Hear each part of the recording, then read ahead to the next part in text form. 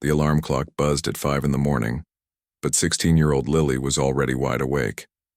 She had been staring at the ceiling for the past hour, too excited to sleep. Today was the day she had been waiting for since the beginning of the school year. The annual senior class trip to Washington, D.C. was finally here, and she could barely contain her excitement. She jumped out of bed and rushed to her already packed suitcase, double-checking everything for the third time. Her favorite jeans, comfortable walking shoes, the new camera her grandmother had given her for her birthday, and enough snacks to feed a small army. Her mom always said she packed like she was going away for a month, not just 5 days. Downstairs in the kitchen, the smell of pancakes filled the air. Her father, Detective Robert Chen, was standing at the stove, flipping pancakes with more concentration than the task really needed. He had taken the morning off work just to see her off, which meant a lot to Lily. She knew how busy he was at the police station, especially lately with all the cases piling up. "Morning, Dad," she said, wrapping her arms around his waist from behind. "You didn't have to make such a big breakfast. We're leaving in an hour." Robert turned around and smiled, though Lily could see the worry lines around his eyes that seemed to have gotten deeper over the years. "It's not every day my little girl goes on her first big trip without us. Besides, you need a good breakfast for the long bus ride ahead." Her mother, Linda, walked into the kitchen, already dressed for work, but moving slower than usual. She worked as a nurse at the local hospital and typically rushed through her morning routine, but today she seemed to be savoring every moment. "I still can't believe our baby is going all the way to the nation's capital," Linda said, her voice carrying a mix of pride and concern. "It feels like just yesterday you were afraid to sleep over at your friend's house." Lily rolled her eyes, playfully. "Mom, I'm 16. I think I can handle a school trip with 20 other students and 3 teachers watching over us." Robert placed a stack of golden pancakes in front of her, but instead of sitting down to eat with them like he usually did, he remained standing. Lily noticed he kept checking his phone and looking out the kitchen window toward the street.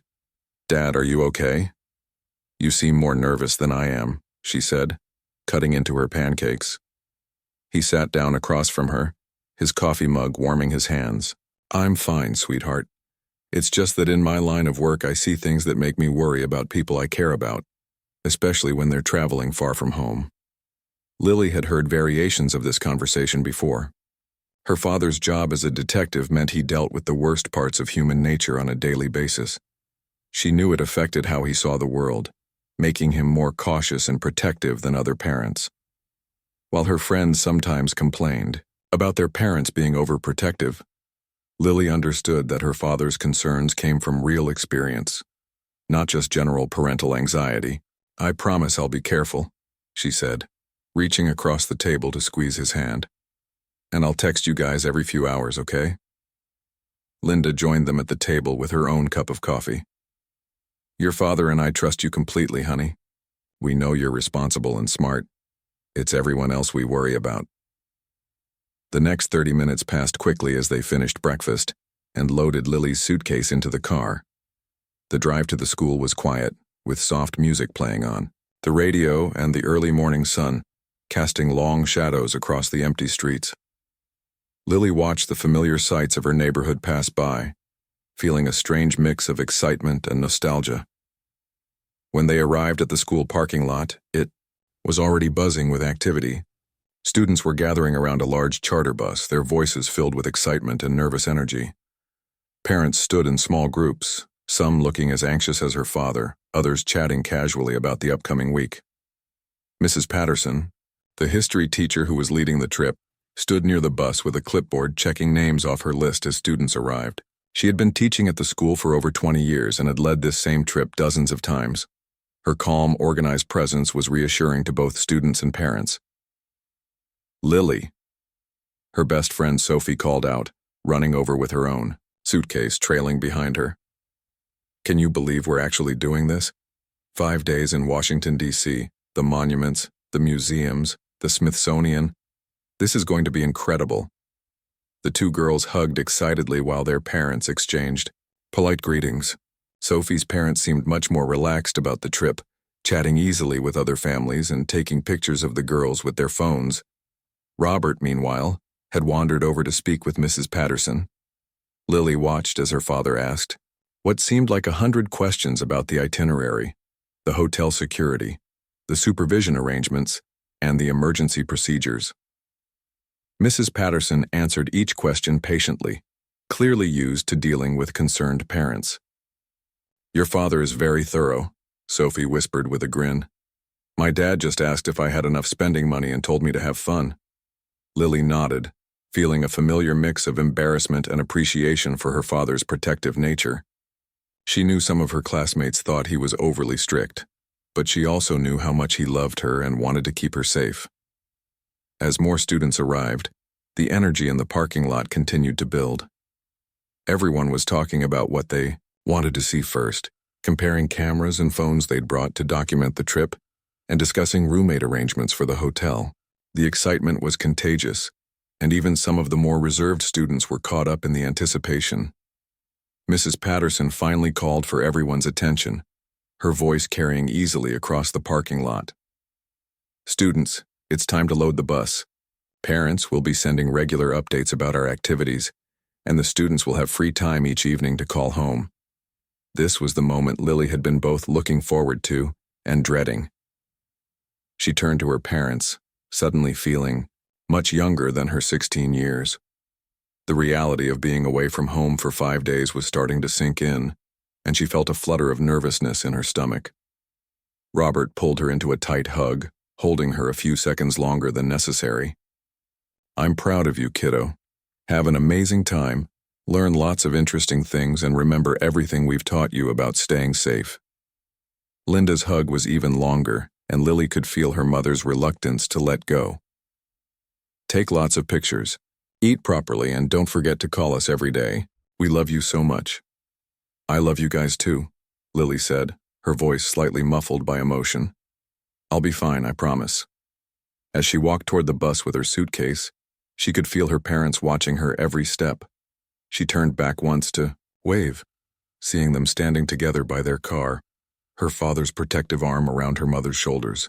They looked smaller somehow, and she realized this trip wasn't just a big step for her. It was also difficult for them. The bus was filled with chatter and laughter as students found their seats and stowed their luggage. Lily sat next to Sophie, both girls claiming window seats by sitting across the aisle from each other. As the bus pulled out of the parking lot, Lily pressed her face to the window and waved at her parents until they disappeared from view. The adventure was finally beginning, and she had no idea how much this simple school trip would change everything for her family. 3 days into the Washington, D.C. trip, Lily felt like she was living in a dream.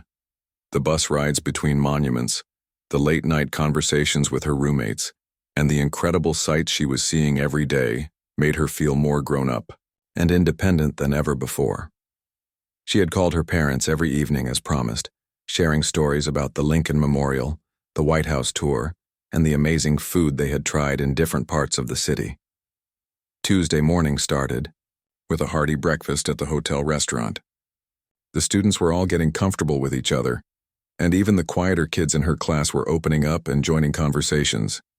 Mrs. Patterson had done an excellent job planning the trip, giving them enough structure to learn while still allowing them to feel like they had some freedom.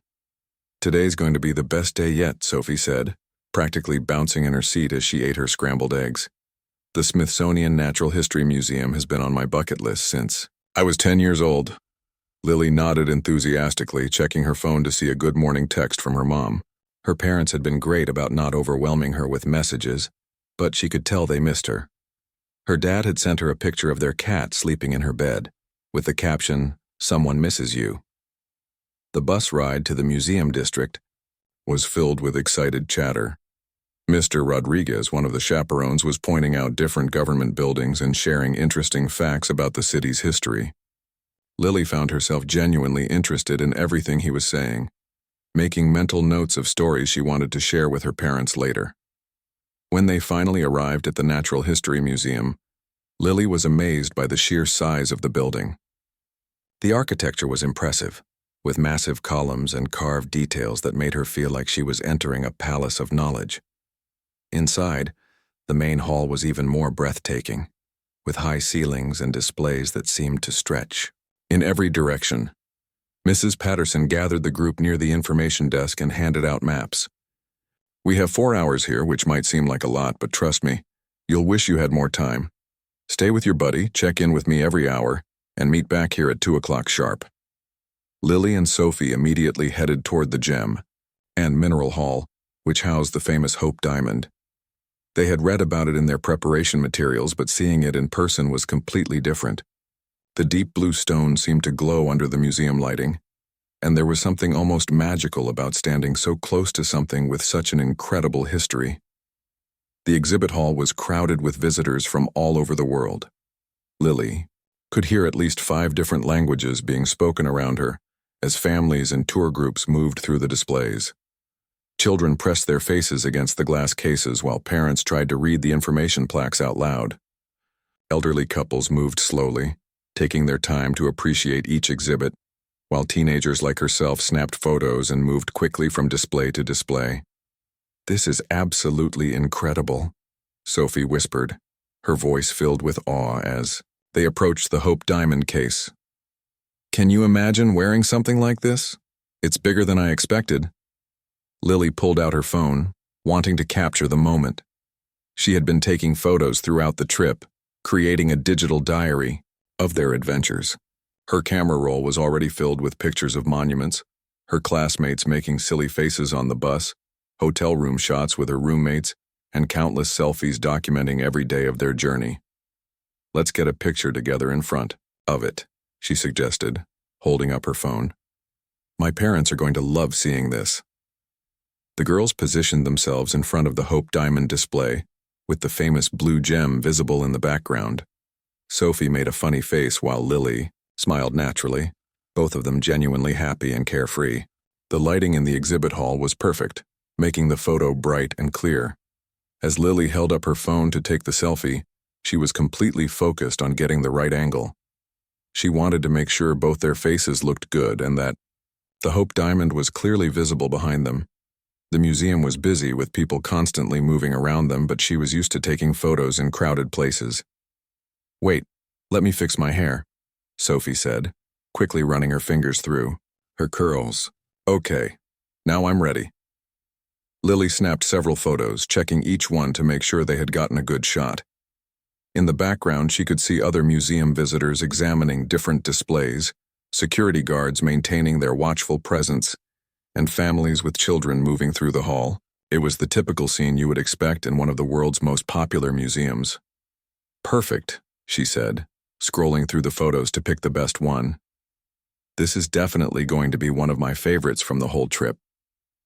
They spent another hour in the gem hall, marveling at emeralds from Colombia, sapphires from Sri Lanka, and countless other precious stones from around the world.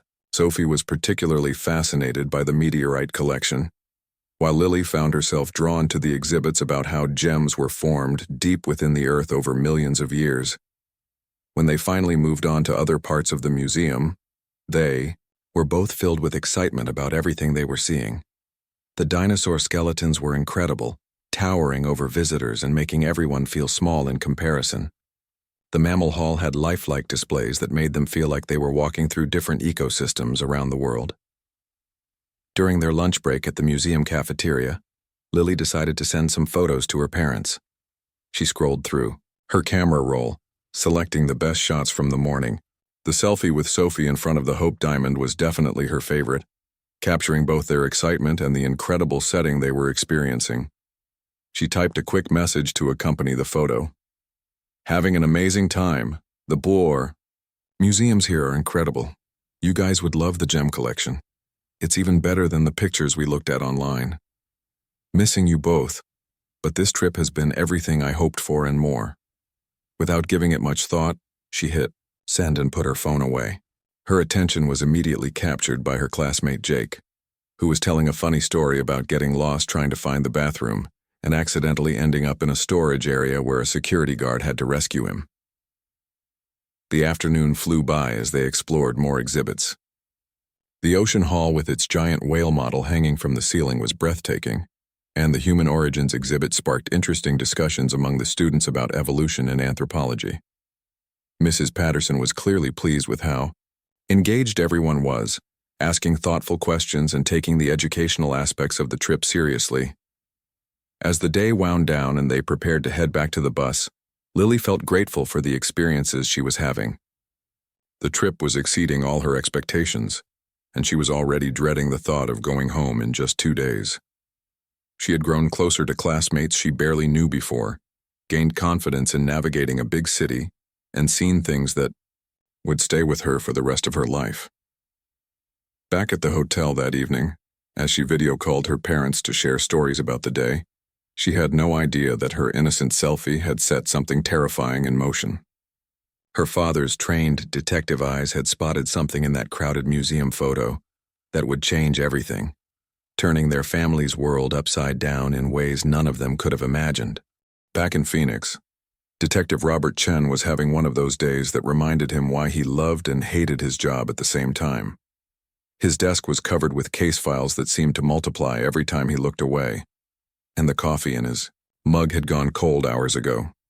The precinct was buzzing with the usual activity, phones ringing, officers coming and going, and the constant hum of conversations about ongoing investigations. He had been working on a particularly difficult case, involving a series of break-ins in the downtown area. The pattern was complex, and Robert prided himself on being able to spot connections that others might miss. After 15 years as a detective, he had developed an almost instinctive ability to notice details that didn't quite fit, whether in crime scenes, witness statements, or suspect behavior. His phone buzzed on the desk and he saw Lily's name on the screen. A smile immediately crossed his face, replacing the tired expression he had worn for most of the afternoon. Getting messages from his daughter while she was away was the highlight of his day, even though he tried not to let his worry show too much when they talked. "Let me see what adventure she's having today," he murmured to himself, setting aside the file he had been reviewing. The photo loaded on his phone screen, and his first reaction was pure joy. There was his beautiful daughter, beaming with happiness in front of what looked like an incredible museum display. Sophie was making a silly face beside her, and both girls looked like they were having the time of their lives. The Hope Diamond sparkled in the background, and Robert could practically feel Lily's excitement through the phone screen. He was about to type a response telling her how proud he was and how much he missed her when something made him pause. Years of training had taught him to look beyond the obvious, to scan entire scenes rather than just focusing on the main subject. It was a habit that had served him well in countless investigations, and now it kicked in automatically as he studied his daughter's photo. His eyes moved across the background of the image, taking in the other museum visitors who had been captured in the shot. There were families with children, elderly couples, and other tourists, exactly what you would expect to see in such a popular place. But then his gaze stopped on a figure standing near one of the display cases, partially visible, in the left side of the photo. The man was tall, wearing a dark jacket, and appeared to be looking at an exhibit. At first glance, there was nothing unusual about him. He blended in perfectly with the crowd, just another visitor enjoying the museum. But something about his profile triggered a memory in Robert's mind, a nagging sense of familiarity that made his stomach tighten. Robert enlarged the photo on his phone, zooming in on the background figure. The image quality wasn't perfect, but it was clear enough to make out basic features. The man's height, the way he held his shoulders, and something about the shape of his face all seemed familiar. Then Robert noticed something that made his blood run cold, a distinctive scar above the man's left eyebrow, clearly visible even in the photo. His hands started to shake slightly as he reached for the filing cabinet behind his desk. He pulled out a thick folder labeled with a case number from 3 years ago, his movements urgent but controlled. Inside were photographs, court documents, and police reports from one of the cases that had stayed with him long after it was closed. The Xiao case involved a man named David Peterson, a registered offender who had been convicted of attempted abduction of a teenage girl at a shopping mall. Robert had been the lead detective on the case, and he remembered every detail of the investigation. Peterson had been calculated and methodical, studying his potential victims' routines and following them for days before making his move. The only reason they had caught him was because a security camera had captured him approaching the girl, and a quick-thinking mall security guard had intervened. Robert flipped through the file until he found Peterson's booking photo. The man, staring back at him from the official police photograph, was unmistakably the same person he had spotted in his daughter's innocent selfie. The scar above the eyebrow was identical, caused by an accident in Peterson's childhood that had left a permanent mark. The height, build, and facial features all matched perfectly. His heart rate increased as he checked the case details. Peterson had been sentenced to 2 years in prison, followed by strict parole conditions. According to Robert's notes, he had been released 6 months ago with requirements to remain in Arizona, check in regularly with his parole officer, and stay away from places where children and teenagers gathered. This can't be a coincidence, Robert whispered to himself, his detective instinct screaming that something was very wrong. He immediately opened his computer and accessed the state's offender database, typing in Peterson's information with fingers that were now visibly trembling. The system took a few seconds to load, but when the results appeared, Robert's worst fears were confirmed. Peterson's file showed that he had missed his last 2 check-ins with his parole officer, and there was an active warrant out for his arrest for violating the terms of his release. The realization hit him like a physical blow. A dangerous predator who had already attempted to harm a teenager was somehow in Washington, D.C., in the exact same museum where his daughter was spending her day. The odds of this being random were astronomically small. Peterson had to be there, deliberately, which meant he was either following Lily's group specifically or he was hunting for new victims in one of the city's most popular tourist destinations. Robert's training kicked in, but this time it was personal in a way that made it hard to think clearly. He had handled hundreds of cases involving dangerous criminals, but none of them had ever threatened his own family. The professional calm that usually helped him make good decisions was being overwhelmed by a father's panic. He grabbed his phone and immediately tried calling Lily's number. It rang several times before going to voicemail, which wasn't unusual since she was probably still exploring the museum with her friends. But under the circumstances, not being able to reach her immediately made Robert's anxiety spike even higher. "Lily, honey, it's Dad. I need you to call me back as soon as you get this message. It's important. Stay close to your teachers and don't wander off by yourself. Call me back right away." He ended the call and immediately dialed Mrs. Patterson's emergency contact number, which the school had provided to all the parents. The phone rang and rang, but no one answered. Robert realized that she was probably busy supervising students and might not be checking her phone regularly. His next call was to his partner, Detective Martinez, who answered on the first ring. "What's up, Robert? You sound stressed. I need you to run a check on David Peterson, the guy we arrested 3 years ago for attempted abduction. Something's wrong, and I think my daughter might be in danger." Detective Martinez could hear the urgency in Robert's voice.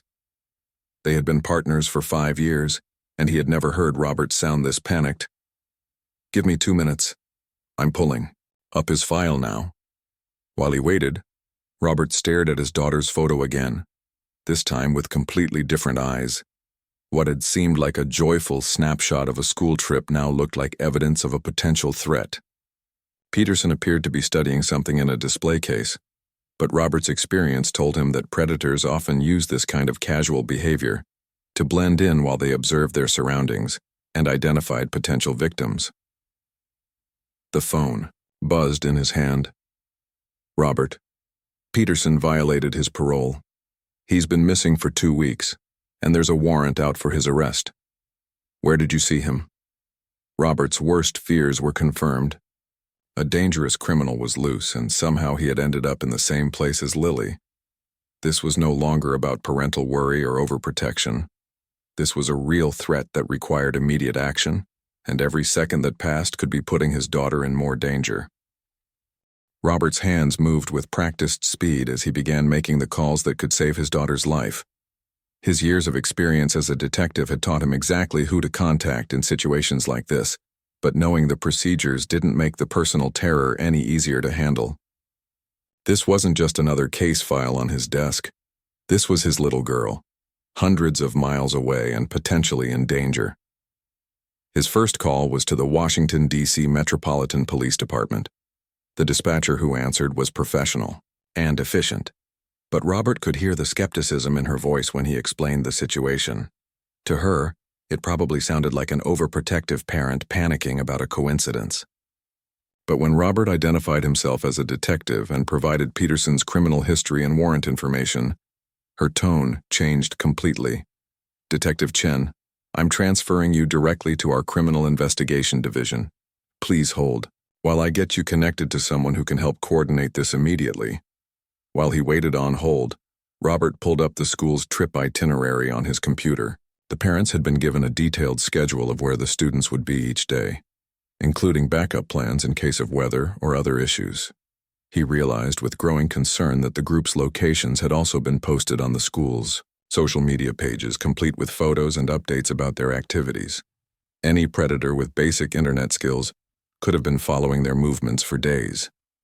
Detective Williams with the DC police came on the line, and Robert quickly explained the situation.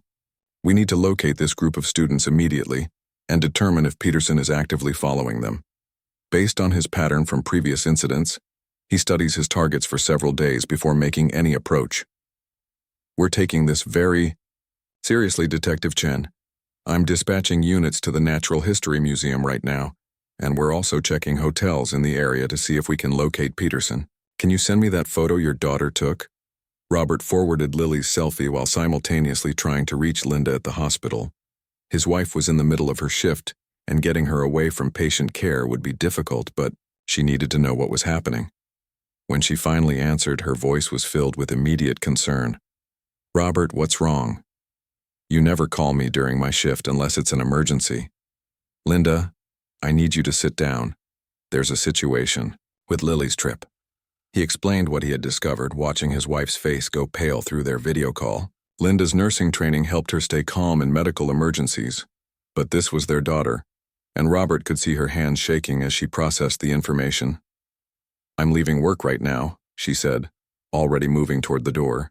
"What can I do to help?" "I'm booking the next flight to DC. Can you handle things here and keep trying to reach Mrs. Patterson? The school needs to know what's happening, and the students need to be moved to a secure location immediately." While Linda worked on contacting the school, Robert discovered that Peterson's parole violations were even more serious than he had initially realized. His partner had dug deeper into the case and found that Peterson had been using fake identification to rent a car and had withdrawn large amounts of cash from his bank account before disappearing. This suggested premeditation and planning, not a spontaneous violation of parole terms. The DC police called back with their first update. "Detective Chen, we've located the school group. They're safe and currently at the Air and Space Museum. We've discreetly increased security around them without alerting the students to avoid causing panic. However, we haven't found Peterson yet." Robert felt a moment of relief knowing that Lily was safe, but his detective instincts told him this wasn't over. Peterson was too calculating to give up easily, and if he had traveled all the way to Washington, D.C., he had a specific plan in mind. "Have you checked the hotels and motels in the museum district?" Robert asked. Based on his previous behavior, he would want to stay close to his target area but in a place where he could come and go without drawing attention. "We're working on that now. There are dozens of budget hotels and motels within a few miles of the museums. It's going to take some time to check them all." Robert's phone buzzed with a text message from Lily. "Dad, I saw your missed calls.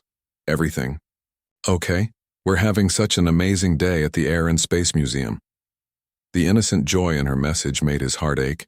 She had no idea that her father was coordinating with police across the country to protect her from a dangerous predator. Texted back carefully, "Everything's fine, sweetheart. Just wanted to hear about your day. Stay close to your teachers and have fun. Love you." Linda arrived at the police station just as Robert was finishing his flight arrangements. The next available flight to DC wouldn't leave for 3 hours, which felt like an eternity when every minute could matter.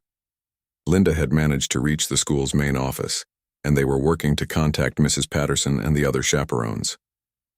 "The school is taking this very seriously," Linda reported. "They're changing the group's hotel for tonight and adjusting tomorrow's itinerary to include only locations with high security. They're also assigning additional adult supervision without telling the students why." Robert appreciated the school's quick response. but he knew Peterson's behavior patterns too well to feel completely reassured. The man was patient and adaptable, capable of changing his approach based on circumstances.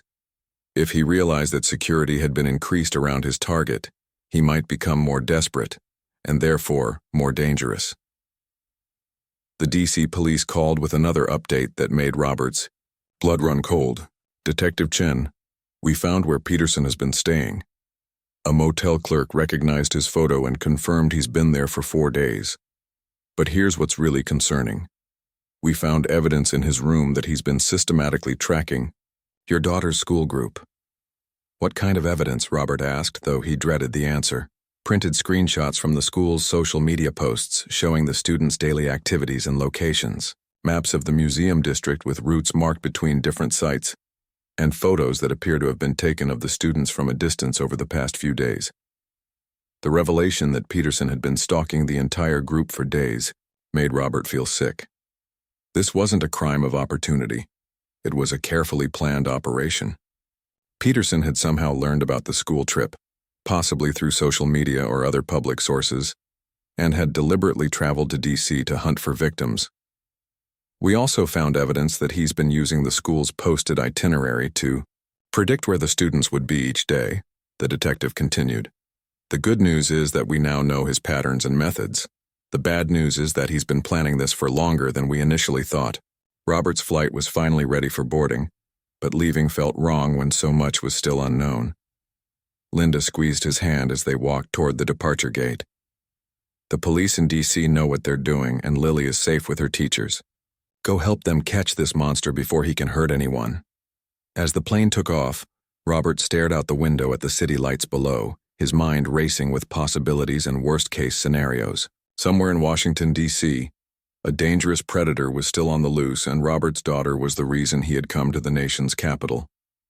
The next few hours would determine whether Peterson's carefully laid plans would succeed or whether a father's determination and professional expertise would be enough to protect not just Lily, but potentially other innocent victims as well. Robert's flight landed at Reagan National Airport just as the sun was setting over Washington, D.C.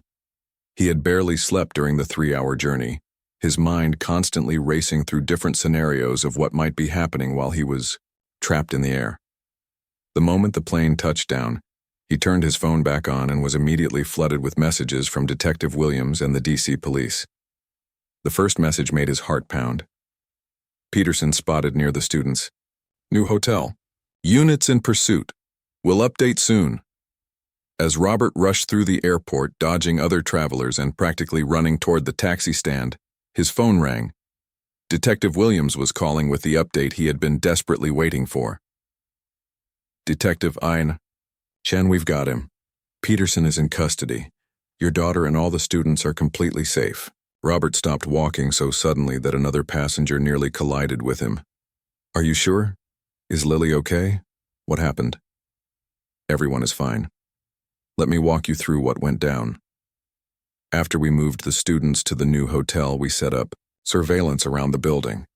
Peterson showed up around 6 this evening, apparently following his planned schedule, even though the group had moved.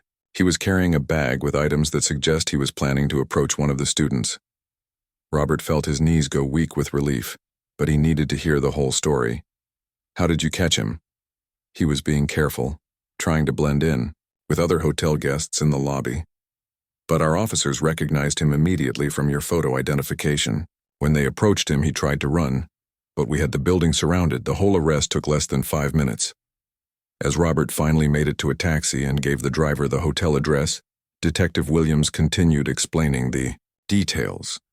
Peterson had been carrying fake identification, a detailed plan of the student's original itinerary, and what appeared to be items intended to gain a teenager's trust: expensive headphones, gift cards, and other items that might appeal to young people.